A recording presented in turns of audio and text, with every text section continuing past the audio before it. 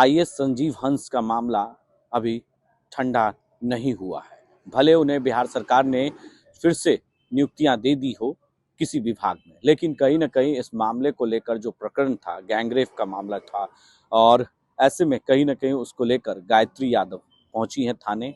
पहले आई संजीव हंस के घर पर गई। क्या पूरा मामला है, इन्हीं से हम जानते हैं। आप अचानक पटना फिर पहुंच गई हैं, वजह क्या रही? जी, अचानक पटना पहुंच गए कि मैंने जो रेप केस किया था उसका जजमेंट आप सबको सामने है कि एफआईआर को क्वैश किया गया डिले के ग्राउंड पे कि मैंने 5 इयर्स लेट ग्राउंड एफआईआर किया।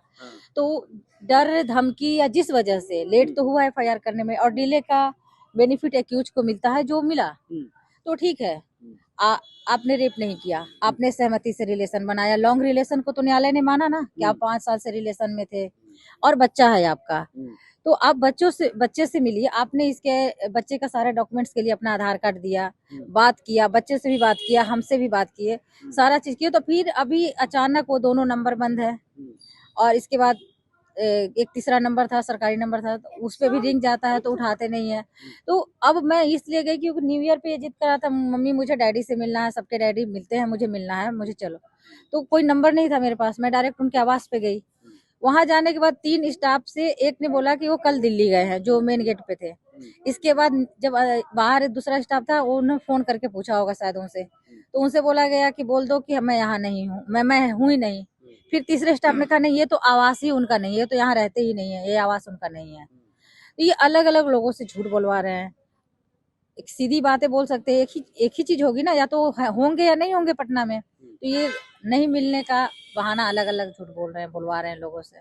लेकिन इस प्रकरण में, पूरे प्रकरण में कोर्ट ने उन्हें जो फैसला कोर्ट का आया, क्या लगता है कि न्यायालय पे भरोसा है आपको? जिस तरीके से फैसले आए और सरकार ने उन्हें लॉस देखिए, कानून से ऊपर कोई नहीं है, ठीक है। कानून, मैं मानती हूँ कानून को, ठीक है। मैंने डिले किया एफआईआर करने में, इसका बेनिफिट इनको लोगों को मिला, हाँ, कि डिले के आधार पर कि भाई 5 साल आप चुप क्यों रही। भले न्यायालय ये नहीं देखता कि आपकी वजह क्या थी। भाई इन लोग इतने पावरफुल लोग थे, डराना धमकाना, हर हमेशा जान से मारने की धमकी, और भी बहुत सारी धमकियां। तो डर भी तो होता है इंसान का। भाई इतने बड़े लोगों के खिलाफ आवाज उठाने में मुझे 5 साल लग गएगा, वो भी मेरा बच्चा है। एक माँ बनने के बाद अलग हिम्मत आ जाती है कि बच्चे के लिए लड़ना है। तो इसमें डिले का फायदा मिला इनको, तो मैं उस जजमेंट से संतुष्ट हूँ। मुझे उस जजमेंट पे कुछ नहीं कहना है कि ये रेप केस क्यों नहीं कंटिन्यू हुआ, लेकिन अभी जो बच्चा है इसके साथ करना चाहिए। तो क्या लगता है कि इस पूरे प्रकरण में अभी तक जो फैसला कोर्ट का है उससे आप संतुष्ट हैं?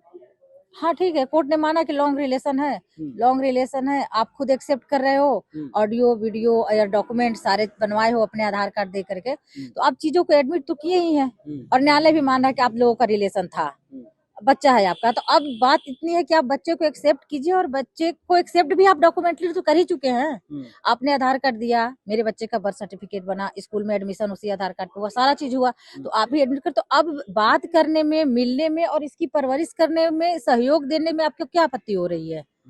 चीजें अब ऐसे करने से कुछ चीजें छुपी नहीं है, हर चीज वो भी उनको भी पता है। अब रही बात, मैंने मेंटेनेंस का केस किया है, क्योंकि वो मेंटेनेंस भी नहीं दे रहे हैं। उसके बाद से 2022 में बात किए, नंबर ब्लॉक कर लिए। तो मेंटेनेंस के केस का नोटिस आया है, उसमें भी लिखवाया गया है, उस पर लिखा हुआ है नोटिस पे कि इनके स्टाफ ने फोन करके पूछा कि इलाहाबाद से नोटिस आया है, तो ये वो ये बोलते हैं कि लिखवा दो कि मैं नहीं रिसीव करूंगा, ऐसा लिख करके भेजा हुआ है। तो या कोर्ट के फैसले को नहीं मान रहा है वो?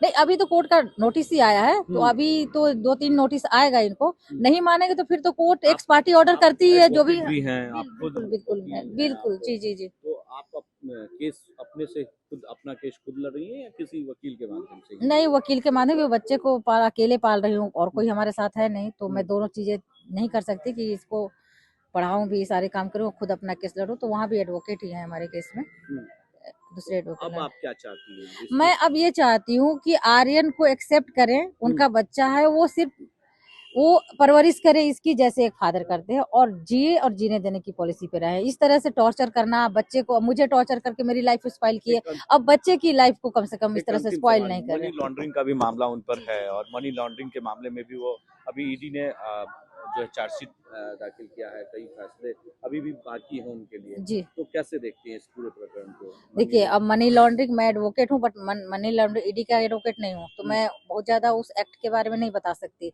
लेकिन जो उसकी प्रोसीडिंग होगी उसकी तहत जो अगर सच में क्राइम किया होगा, कोई भी एविडेंस होगा, तो उसको न्यायालय छोड़ेगा नहीं, वो तो सजा तो उसको मिलनी ही मिलनी है।